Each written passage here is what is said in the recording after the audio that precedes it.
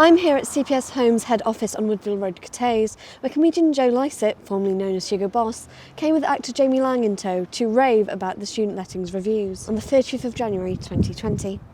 CPS Homes let over 2,000 properties every year, managing more than 1,200 of them, and find properties for over 7,000 individuals each year. While the peak of tenants' negative experiences seemed to hit in the summer of 2019, that's according to CPS's own official statement released the day after Joe Lycett's Got Your Back episode, Cardiff student media has been reporting on the industry's poor living conditions for tenants as early as 2012, where Guy Rea's reporter Michael O'Connell-Davidson highlighted Cardiff University student Claire Fisher's story, whose Facebook post describing how after 3 months of waiting for her replacement floor, the mould had grown ever thicker and the mice had tripled in numbers, and that during viewings CPS had turned over the mousetraps, and that maintenance for the showerhead was exceedingly slow, reached over 700 likes. And to this day, bad reviews keep appearing, and worryingly, with the exact same issues, suggesting that despite Channel 4's best efforts to make students' dissatisfaction publicly known to the letting agency, that the onus is on the landlord, the situation seems to be mostly the same as it did 2 years ago. A quick search shows that the company has 632 Google reviews, averaging at 3.8 out of 5 stars. But many of these 5-star reviews are posted by tenants who only very recently signed with the agency, with the much more negative reviews coming from long-time tenants, who shared the positive beginnings before their experience plummets. Jaden Khan posting last month a 1-star review stating that CPS are really good at selling houses to students, not good at solving issues. You got a broken fire alarm, you have to pay for it. You've got pests, you have to pay for it. Likewise, CPS Homes' Trustpilot score ranks highly at 4.2 out of 5, a combination of 774 reviews ranging from 2017 to the present day. But upon further inspection, CPS have used incentives to collect reviews in the past, meaning that any review left prior to the 1st of August 2020 could be potentially biased, with previous tenants commenting that CPS have deleted over 80 negative reviews from previous tenants. Look at their account info. While CPS mostly respond to reviews with a personalised message to that particular client and instance, it's not uncommon to find an automated generic message, implying that many tenants' issues never get resolved. I spoke to Charlie Buckland, a previous tenant of CPS Homes, to who the common complaints left by both tenants and landlords alike on these platforms, such as a lack of communication between tenant, landlord and agency, large deductions from deposits over damage that existed prior to the tenancy, as well as the damages themselves, such as infections, the maintenance, or in their case lack of, and in some cases a lack of furniture, she knew all too well. I think straight off the bat, I definitely had my reservations about going with CPS, but it was a situation where we was running out of time. I stressed my concerns to my other flatmates, but they were very adamant that things would be okay, and with their no deposit policy, I thought that we'd be relatively okay because a lot of the past stories were regarding issues with getting their deposits back. So anyway, we wasn't allowed any viewings due to COVID, they were slashed. So we just seen a video of the property. So we moved in on the 1st of August, and it was worse than anything I think I could have ever anticipated. So there was a broken flush, missing beds, there were rats in the garden, leftover rubbish from past tenants, visible mould, eroding kitchen worktop. There was a dehumidifier under the stairs as well, which they tried to say that they had no prior knowledge of the damp when there was literally visible damp and a dehumidifier. So we went straight to CPS to complain, but it was just kind of relentlessly never ending in terms of them getting back to us with any sort of remedial actions regarding everything. Did you ever get a response? Yeah, so we did get a response, but it was through my efforts of persistently going on to them. So it was corresponding emails and phone calls with them, because initially when we would send emails, their responses would be so delayed that when you're in that situation, you just want to pick up the phone and urgently get some answers. But the issue with that then is obviously you have no prior knowledge or evidence then of your conversations. So we moved in on the 1st of August, and we was really amicable, I think, and quite patient, because I understand that these things take quite a while to get together. There was contractors that would come to the property, but they kept saying that it was the landlord at fault. They were waiting response from the landlord. So after about 7 weeks, we complained to environmental health. So the local council were really great in coming over quite promptly, and they deemed the property unfit to live. So it was from that point on that we went to CPS and we said that we have this visible proof that it's not habitable for us at all. But the issue there was with the delay with the council as well in sending the report off to CPS. So nothing was formally done, even though they had a list of all of the actions that needed to be made. And it just progressively got worse and worse. So the further that they pushed things back, the weather obviously worsened, so the mould just got progressively worse. At this point, I think they began works on the worktops, but the issue of the mould, which was my primary concern for obviously our physical health, was still absolutely left. There was mould in every single room, so you had rising damp all downstairs that was in the hall, in the front bedroom, the front living room, and then there was mould in every single bedroom upstairs. There was 3 upstairs. And at that point, I was shifted from colleague to colleague. So you'd have to reiterate your story again and again. And this on your mental health is so draining, because I took kind of the brunt of it all and I just had to reiterate my story. It was so time consuming, and I've actually spoke to someone and they said the same. Their hand-in with CPS took more time away from their studies than they ever could have imagined, because you're just chasing up for something to be done and some sympathy, really. So how did the experience leave you well-being-wise? So emotionally, I was really low, to the point where I think a lot of my family were quite concerned about me, and I was concerned about myself as well, to be honest, because beyond the physical issues of living in a house that's riddled with mould, it's just the sheer ignorance of the letting agency. They just didn't acknowledge how I felt or how we all felt, the urgency of the situation. I think that they completely thought that we was being quite pedantic and petty when the issues weren't at all, and we would attach images consistently, but no one came round for inspections. We would have contractors visit, but again that would be like pushed back again. So we'd have contractor visit, we wouldn't hear back, we'd have to chase it up. And even now in itself, there just seemed to be no urgency from the agency. So I woke up one morning towards the end of November, and at this point I'd already had to move my bed from there being damp. I was sleeping and there was damp behind my pillows, which I discovered. So I had to move my bed. In the new position, I found damp again. So I just kind of woke up and I just broke down, and I rang my dad, and he said, look, just move out there. It's not worth the distress that you're going through and the distraction it is from your studies. It's really hard. With CPS or just in general with other landlords? I think first off, I beat myself up quite a lot about the situation with not speaking out against the warning signs or trusting my gut instinct with the letting agencies, but ultimately I think it's the letting agents and landlords that should be to blame here, because they rely upon your complacency with these living standards to ultimately exploit you and profit off it. So my advice would be is just not to be complacent.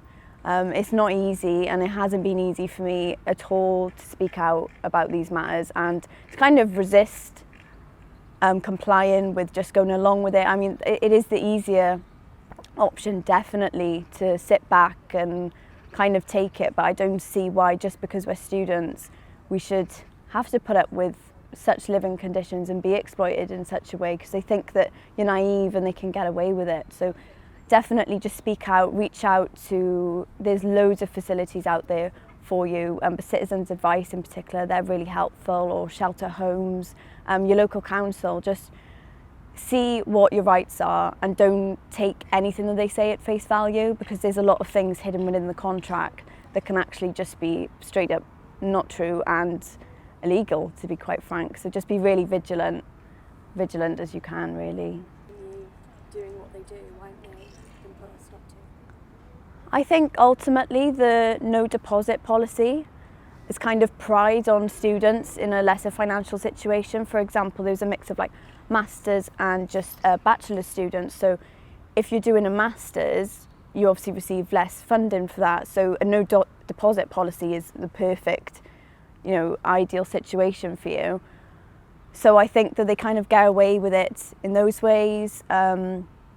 Also, there are obviously different experiences depending on the landlord, But I think on the whole, the dealing that I've had, which is solely with CPS, because our landlord has barely any involvement with the property, it's just been sheer ignorance, lack of sympathy, lack of help. And I urge you that although the financial rewards of not having to pay deposits might seem really beneficial now, I think I'd rather give up an extra, say, £20 or £30 a month where I can and make sacrifices for just the base standard of livable situations, really. So did you seek any further kind of external advice, like legal advice or university help, anything like that? I didn't actually reach out to university help, although I did have to inform my tutors about the situation, just because I felt that I wasn't myself within my studies, and I did feel like this had an effect on how I was performing academically. So they did say that you could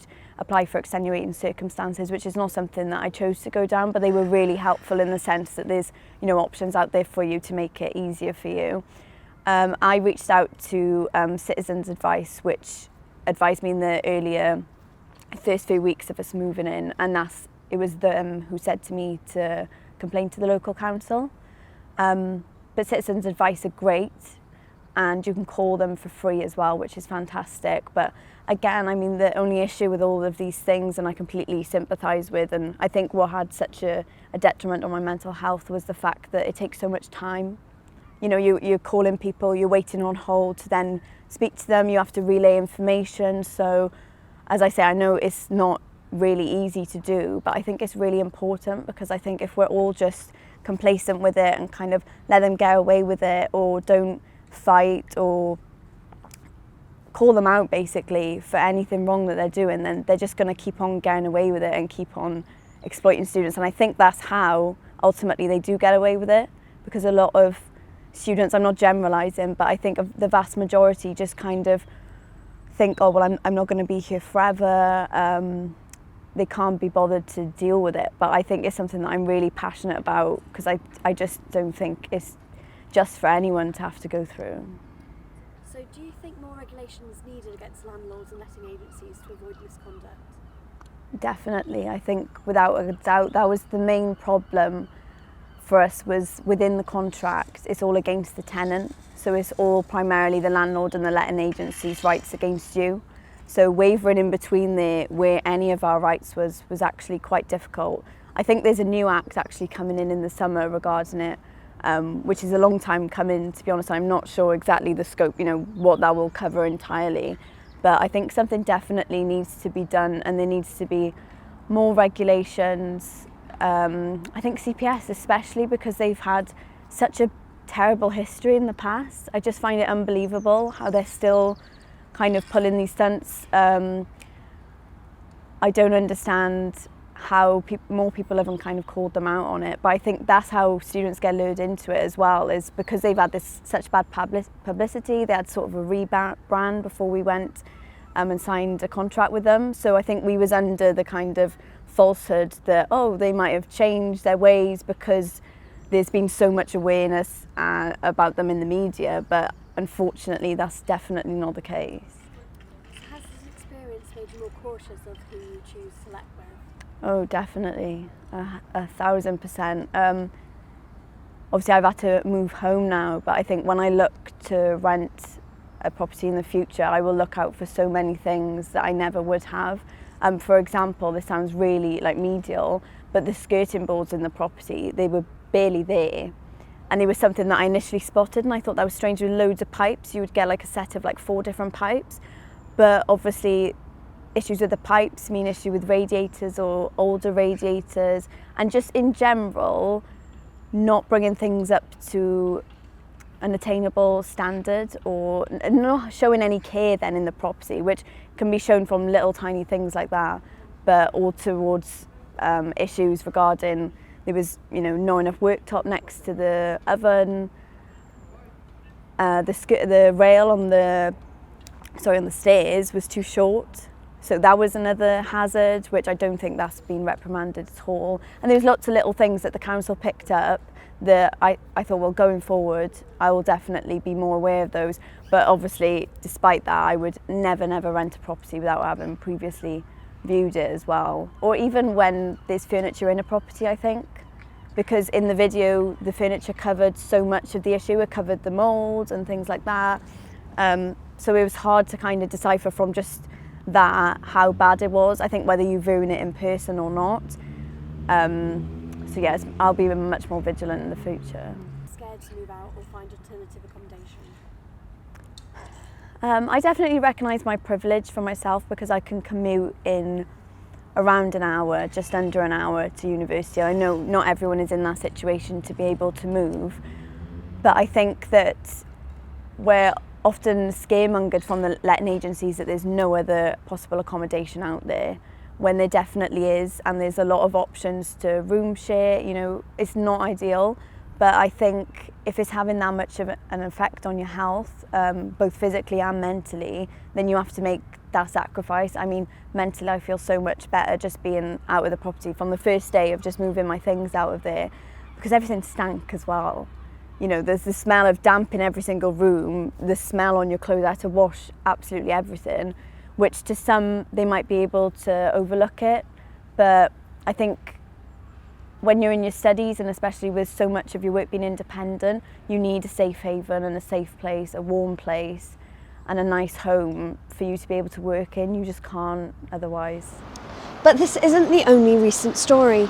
Amy Cadman stating that CPS ripped out her housemaid's kitchen without asking when they went home during lockdown, and upon arrival, finding that they had no kitchen and their possessions chucked on the sofa. In addition to redoing the stonework over Easter without taking the precautions to avoid getting remnants into the tenants' bedrooms, and then proceeding to make no effort to clean it up.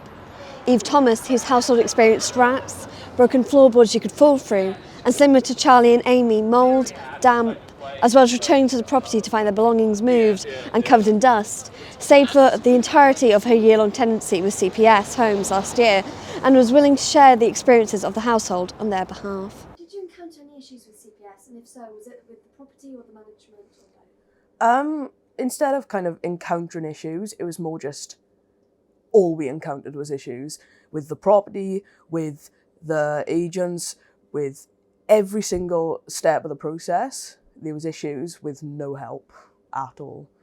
So like in the property itself, it was absolutely rat filled. Every single cupboard in the kitchen, you would find a rat or drop-ins. All of our food would be eaten. You'd see them clear as day just looking at you. And of course we contacted CPS Homes, and their response was that it was our fault as the tenants for leaving food in the kitchen. But when we did a bit more investigating, there was a big hole from the outside of the property directly into our kitchen cupboard. So. And when these issues resolved, did CPS come and fix the hole? Oh, never. We called CPS and they would just blame us and try to charge us. We then called loads of different agencies we thought could help us, like the council, solo, private people who could maybe get us some money back or even rehouse us into somewhere that was safe. Nothing ever came of anything. The council didn't help, CPS didn't help, and we were just blamed the entire way. And was that the experience moving in as well, from the offset? From the offset. As soon as we moved in, we noticed there was a lot of damp that hadn't been there before, leaks in the roof, all of the windows, the seals had gone, so they were all mouldy, and I have a big mould allergy, so I got ill off the start from all the mould. Yeah, it was freezing cold. We found out there was no insulation in the roof. From the start, it was just awful. Was the property as advertised on the website or wherever you found the property? No, it was not at all. Just obviously when you move in somewhere, it can look a bit different if someone's left. But the fact, even the floors, for example, the floors were advertised as lovely hardwood floors. They were just splinters. all of us would get so many splinters, rips on our clothing, cuts, falls, just always, we constantly got injured in that house. So if CPS didn't resolve the issues, what did you do moving forward? So we, like I said, we attempted to contact the council, hoping they could contact CPS because it was such, environmental health, it was so awful. And we were always told that these people would get in touch with CPS and they'd get back to us. Nothing ever happened. So what do you think students find attractive about CPS? Why do students still go to them as a letting agents? Well, I think they do. The one thing I'd actually say CPS are good at is marketing, and the other one is lying, to be honest. They'll constantly host sort of, I remember they were offering out free tea and coffee if you like their Facebook page for students. They own so many of the properties, the rental properties for students around here, that it can sometimes be unavoidable going with them. But they're cheaper than most. They have better locations than most. But yeah, no, I would never ever go with them again. Is that why you agreed to be interviewed today? Yeah. I have already put some things out on social media just to warn everyone. I think is disgusting. I mean, they take advantage of students who they think, they don't know what they're doing in the rental scene. They don't know all the ins and outs of all the laws.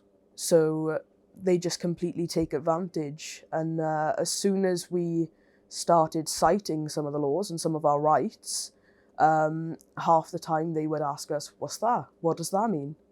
They didn't know the laws themselves. Tenants generally against landlords' misconduct. Oh yeah, I think there's much more needed. However, there's already a lot of regulations, but the issue is that does not matter to the agents. They'll go against all these regulations because they know nothing will be done about it. And they did actually studying, and obviously that affected their studies. Can you attest to that? Oh yeah. We had many emails back and forth constantly. Phone calls. I can't.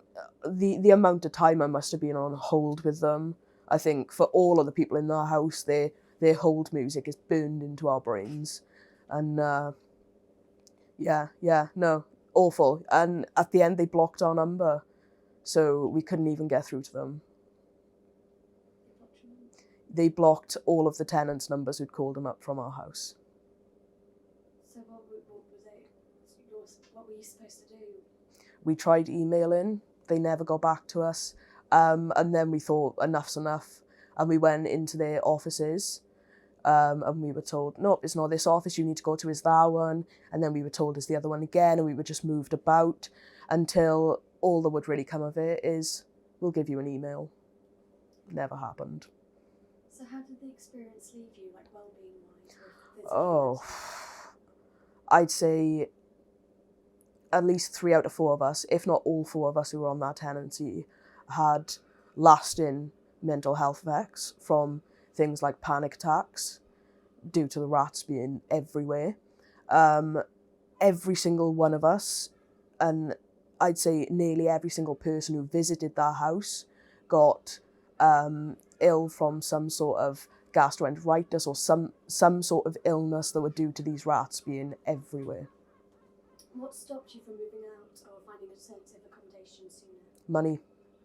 At the end of the day, with students, we didn't have that money to just pick somewhere else or to just move out, because we then need to find someone to take over our tenancy, and we couldn't do that to someone else with the state the house was in. No one would have taken it. We had literally no way out, so we were just stuck there living with rats for a full year. For your entire tenancy of the contract? For our entire tenancy of the contract, there was rats everywhere, no beds, so we slept on mattresses on the floor while there were rats running everywhere. We all got very, very ill. What would you want to tell other students? I mean, obviously there's some research that you can do to easily spot where there could be some issues with damp or some issues with the sealants on the window. But also these things can often be covered up, especially with tiny, tiny exterior holes to let rats in. So honestly, my advice would be, whatever you do, don't go with CPS Homes. Cautious of which letting agencies you choose to rent with? Oh yeah, completely. I mean, we're looking for a place to move out into the next academic year, and it's so difficult to find a place now because the majority of the houses we click on are let by CPS Homes, and we don't even consider them an option. So yeah. Or like blacklisted or anything like that? I honestly think that obviously they've got so many tenants, so many people with them, not everyone is going to experience what we experienced or what countless other people have. There can be some good properties they may have where tenants have never had any issues. But the issue comes from when there is a complaint, they'll do absolutely nothing about it, no matter the severity. I just think because there's so many people who still think, oh, it'll be fine, we can go with CPS. They're managing to just scrape through each year and to just go under the radar. We spent our Christmas in a property we rented from CPS, and it was not the best year we've ever had. Not my favourite Yeah, Christmas. not our favourite Christmas. With the rats. It was an extra guest for Christmas. Oh, a few extra guests. Yeah, a couple of way. them. And yeah, so all of our presents were eaten pretty much by the rats. Yeah. And our Christmas tree. our Christmas tree. That was a That- sad fatality. Yeah. Yeah. A rat died in our wall, and then we had a fly infestation. Yeah. And we all got very, very ill because of that. Oh yeah. But it smelled like death for about 3 months, just straight up. I remember it was just before Christmas, and I was sat in the living room on the settee, and I heard our door open, the door to the kitchen, and I thought, well, that's odd. Everyone is here. And as I looked at the door, a rat looked back at me. Yeah. And it just stayed there, and I just looked at it for a while, and then it left, and that's when we thought, no, can't stay here for Christmas. Yeah.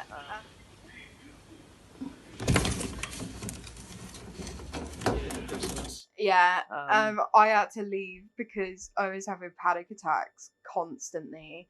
I was just like throwing up. I couldn't go anywhere in the house by myself because I didn't think I was scared of rats until they were just on me constantly, and I was just getting so sick because of it. It was like a bush took a trial. Yeah, and like I almost went to hospital, and I had to just go home to England because it was that bad. It was awful. Yeah. So every time we need to use the toilet, because there was a big colony of rats living under our bath. Anytime we had to use the toilet, we would have to take someone else in there with us. Also, often a BB gun. Yeah. Because they would just run at you. They would run at you. They'd jump at you. It was awful. Oh yeah, they ate holes through. If we closed the doors to try and keep them in a place, they would either dislocate all of their bones because they can go into literally any space, or what they decided to do then, because there were so many of them, they chewed holes through all of our doors. And one of them completely split in half because they chewed a massive hole in the bottom of it. Yeah. So when we came back after we had to leave for Christmas, it was sawdust everywhere, covering the floor, as well as just rat droppings, just absolutely everywhere. All of our food just strewn across the floor because they'd eaten most of it. It was. I mean, we spent a lot of money on food around Christmas, like most people do, wanting a bit of a party or a feast, a Christmas dinner.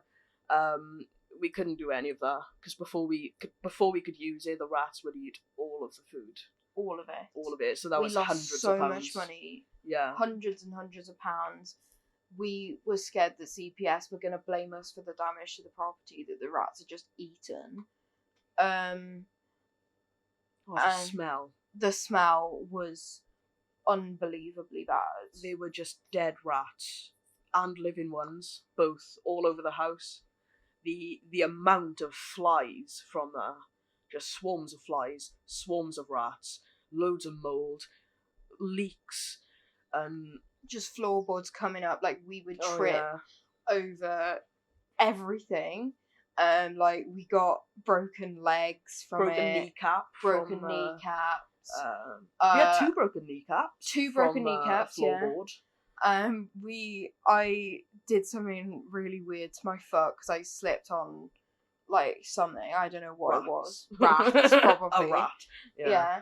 And I was in, like, we were all in agony Yeah, we were by all the end ill, of this Tennessee. all injured, just all given up. Really. Bruised, Yeah. just like it took it out of us. It was so difficult. I'm to deal sure with. we all had PTSD from that. Cause I get dreams and nightmares about it all the time. Oh, yeah. Literally. moving into this house, the amount of looking about we did, scouting around to make sure there was literally no way they could get in.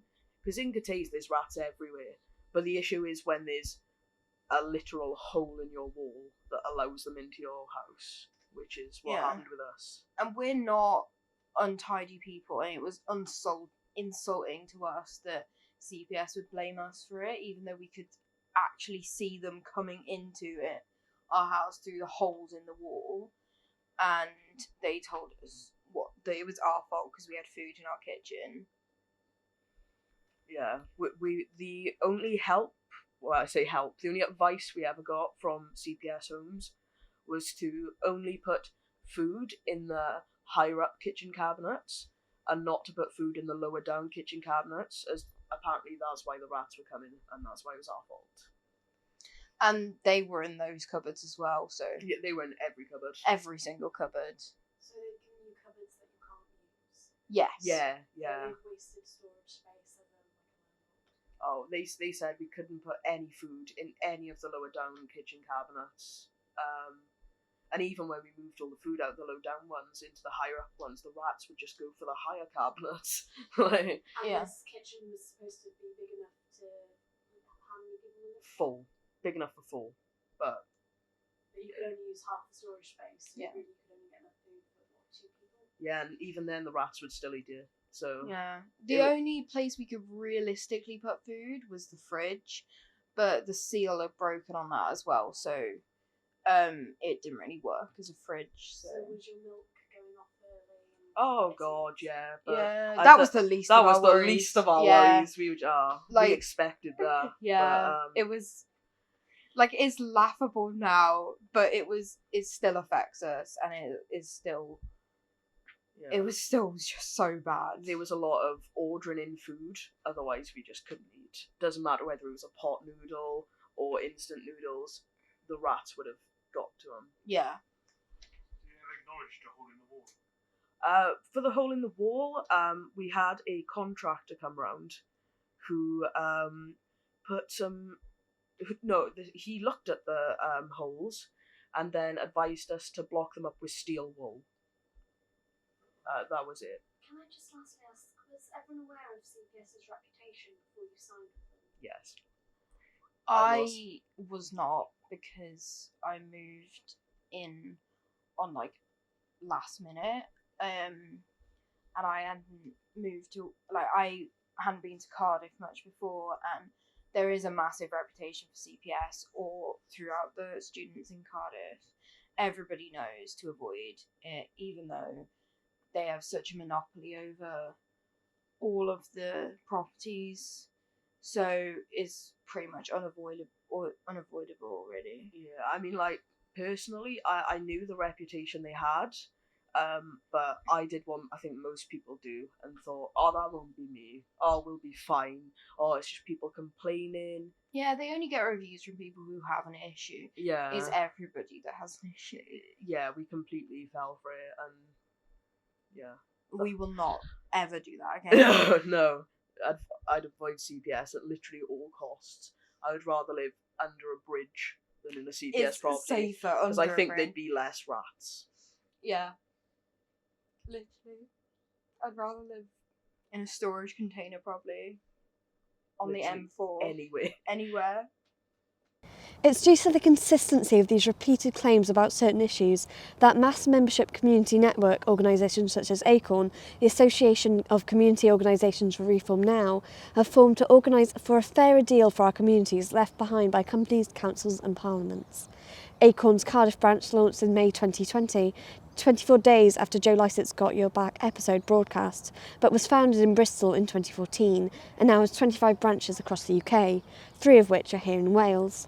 On Facebook, at Cardiff/Acorn Cardydd has 839 total likes and 904 total follows, and on Twitter, at Acorn Cardiff has 920 followers. They have successfully campaigned in the past to remove no-fault evictions, prevent individual evictions, improve building safety, increase landlord regulation, oppose development and prevent council tax increases, releasing a 15-point national renters manifesto in collaboration with Generation Rent, London's Renters Union, Tenants Union UK, Renters' Rights London and the New Economics Foundation, although this manifesto is mostly aimed at Westminster, so doesn't directly affect the devolved nations. However, this is not to say that every student here at Cardiff feel the same way about CPS, many having positive experiences and view the letting agency very highly due to their speedy maintenance, and often feel that the problems are due to the landlord and not the agency itself.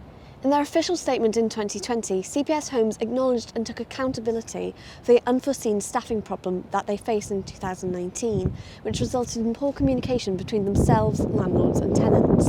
And in response to the other allegations raised, CPS reject the weak, harshly edited and based on a pre-positioned narrative of Joe Lycett's coverage. It's worth reminding ourselves that inadequate student housing is a nationwide issue. But why is this the case? A national survey by Shelter Cymru in collaboration with the National Union of Students of Wales last year found that over 40% of students feel pressured into signing contracts or lease agreements without fully understanding them or being given time to consider their options.